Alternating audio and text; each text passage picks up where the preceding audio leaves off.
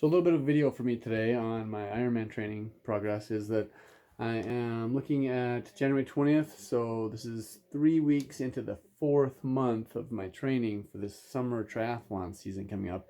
And it has been a little bit tough in the last few weeks, quite honestly. The running has not been as good.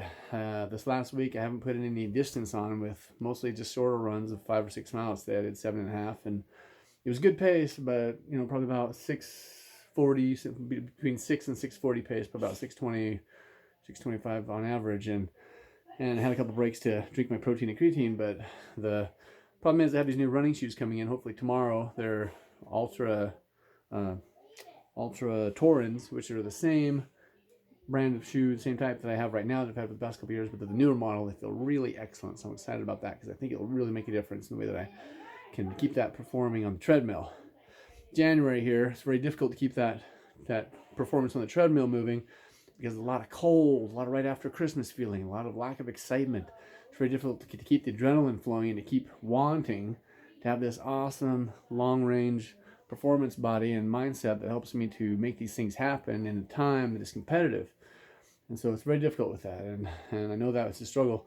I know that as I work out, other people around me notice what I'm doing and are affected by what I do, and sometimes that can be a benefit, sometimes it isn't a benefit, but I try to adjust and make the arrangements. So it's kind of tough right now to make those things happen. I still do a little bit of upper body work to see the improvement that I'm doing in my physique and the way that I appreciate my muscle growth, and because I have a biology degree from my undergraduate work, then that gives me a good appreciation of what's going on when I pump that and when I feed that with nutrition.